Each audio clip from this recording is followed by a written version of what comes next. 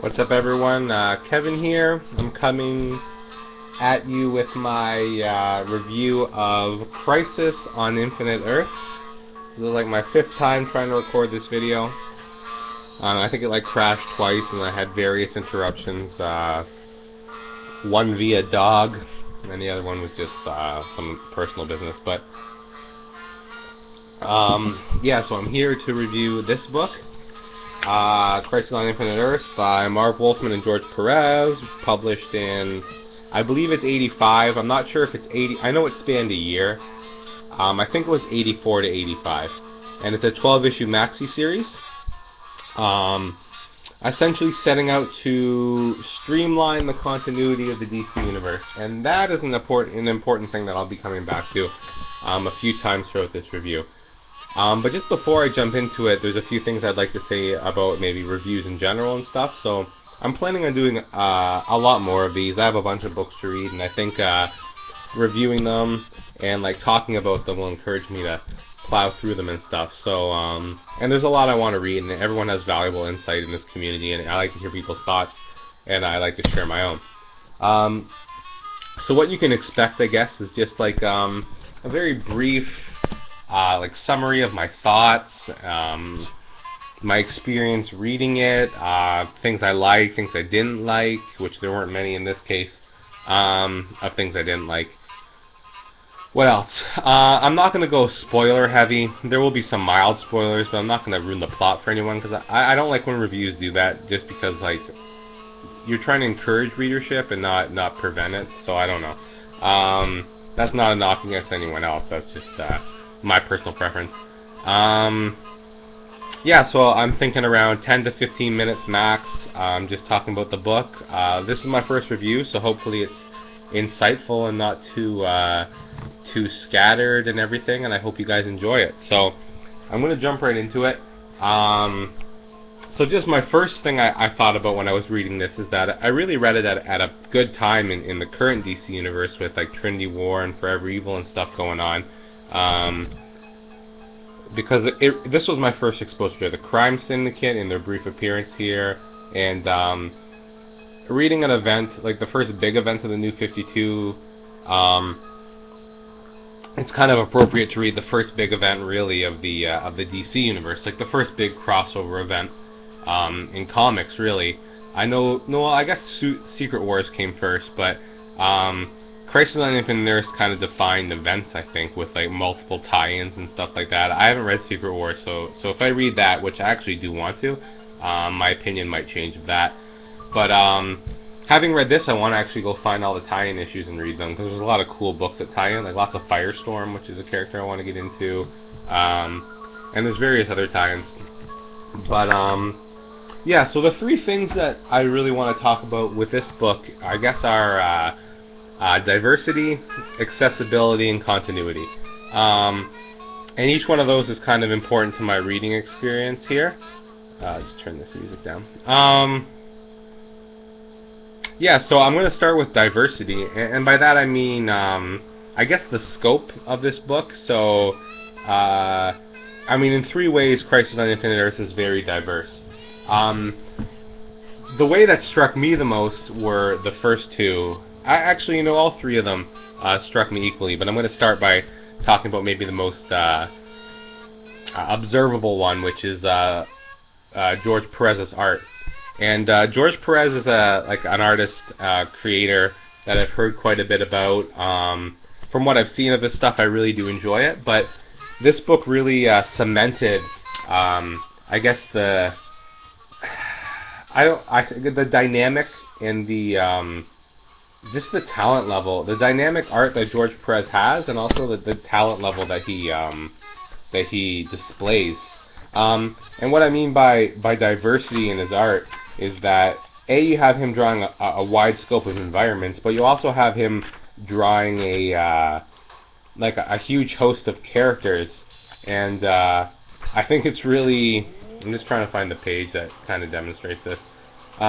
It's really impressive that he doesn't really use any, there's no, what did I say in my last video? There's no generics.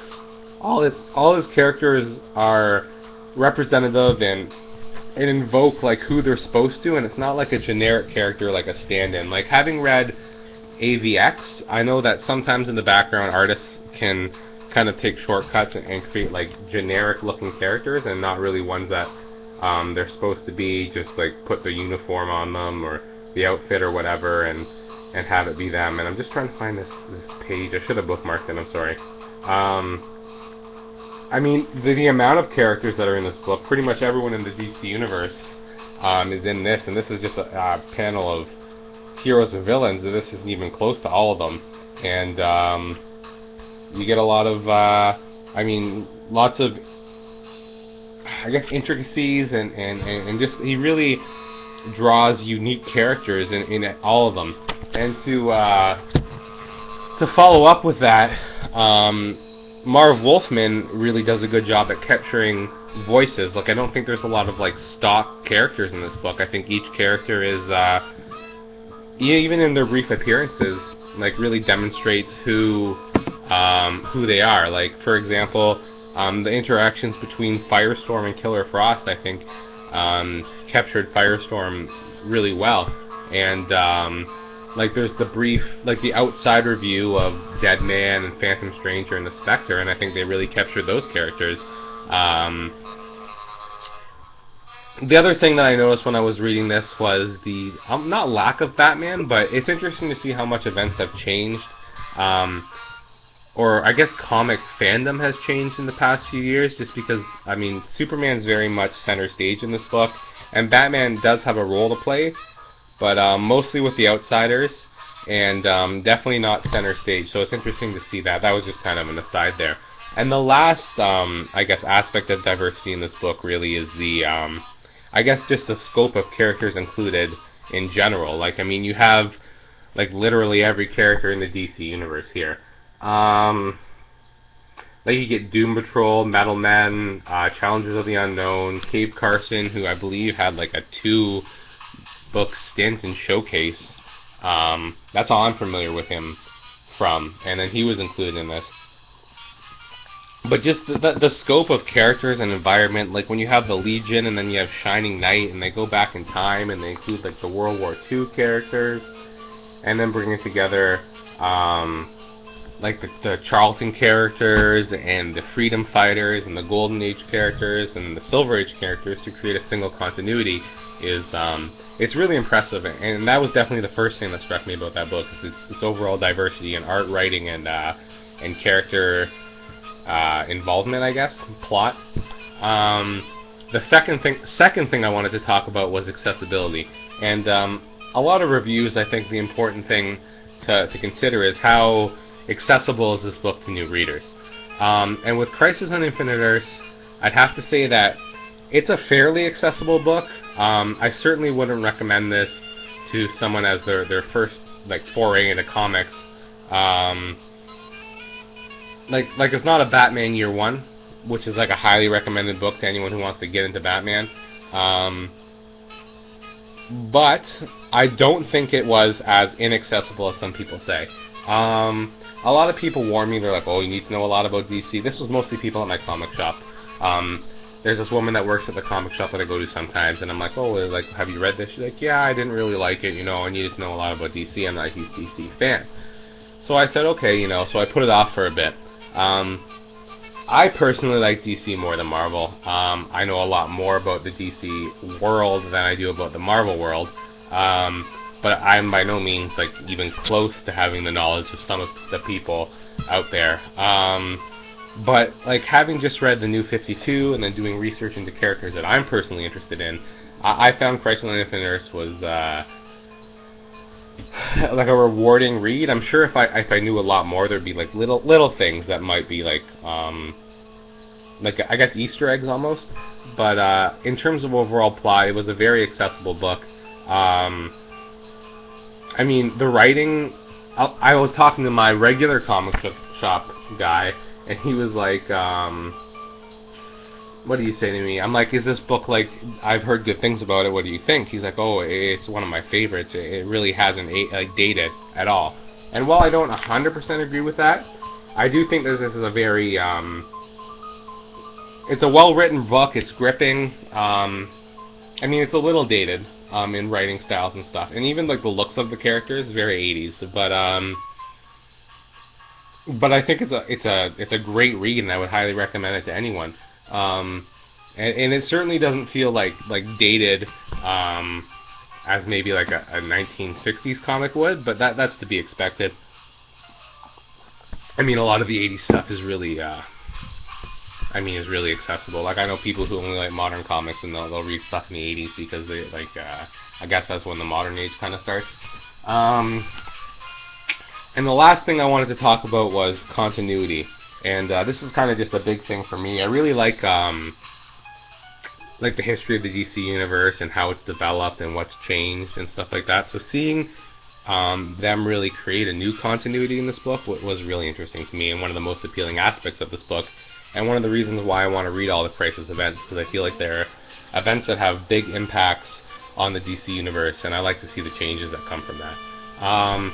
So for any of those of you who don't know, I'm not sure if this is 100% accurate, but from what I gather, Crisis on Infinite Earths was planned as an attempt to bring together various aspects of the DC universe. So the Charlton characters that they acquired, I believe, in the early 80s, like the Marvel world, like Shazam and Mary Marvel and stuff like that. The Freedom Fighters world, Earth 2, which is like, I guess, the JSA world, and then the Silver Age world, which is like Earth 1 or Earth Prime or whatever they're calling it in this one. So you have that, and the worlds end up merging together and creating this new timeline, and it was really interesting. Actually, after I read this, I went on and bought the companion book, which is the history of the DC universe. It's $10. It's not great, but it's interesting to see. I enjoyed it because it's interesting to see all the developments that came out of this and what exactly the continuity is. Because I believe it would be pretty confusing if you were like a Silver Age diehard reader, then you're not sure what exists in the current DC continuity. But witnessing them attempt to create like a history of this world is really interesting to me. Like what's really cool, I really liked this issue where what's her name? Is it Leanna? Harbinger is what her name is in this book. Anyway, it's like her tapes at the bottom of this issue, and she's talking about what goes on, and that's really how the history of the DC Universe book goes. But very cool stuff. Yeah, just some brief thoughts on this book. There's a lot I would like to talk about, but I don't feel I would have to reread it again in order to give more in-depth thoughts. Like very, very good character moments throughout this book. The whole Flash Psycho Pirate dynamic was interesting. Psycho Pirate in general was an interesting character in this book, and I think he is kind of important because he's the one. I think after this, he's the only one that remembers the old continuity or the existence of the old Earth, or that this event happened. Stuff I really enjoyed was like the inclusion of like obscure characters like Cave Carson, or like less popular characters like Adam Strange and the Challengers of the Unknown. The Metal Men were in there, which was awesome. What else? The inclusion of stuff like I was reading this and I'm like, okay, like Superman, Batman, Flash, Wonder Woman, like Hawkman, Green Lantern, and then you get like stuff like when I see Judo Master and like Geo-Force and Black Lightning and Firestorm and Red Tornado, and then you get like Wildcat. They have a whole thing with Oa and the Guardians and stuff, and like the Manhunters, and then you get the Ray and Uncle Sam and the Freedom Fighters, and then the Legion. It's just like I'm just naming off characters now, but like the scope of this book's unbelievable, and you expect that kind of stuff. But what you don't expect in this kind of book is like for them to include something as like just a simple inclusion of the whole Our Army at War's like contingency, like having the haunted tank and like Sergeant Rock and stuff like that, and including like yes, Jonah Hex in the past, but also like Tomahawk and Batlash and stuff like that. Like it's just the scope of this book is unbelievable, and it's worth it for reading that. And when you talk about something like accessibility, I'd say that this book is great.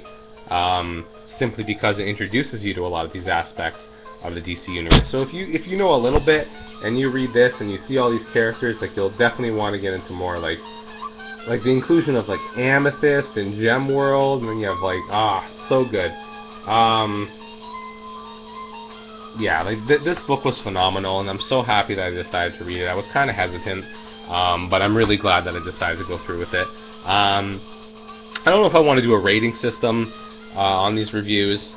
I would say that I highly recommend this book, and if I had to give it a rating out of 10, I'd definitely give it a 9, and I'd probably think about giving it a 10 because it was one of the most enjoyable reads I've ever gone through, and probably the best event in comics I've ever read.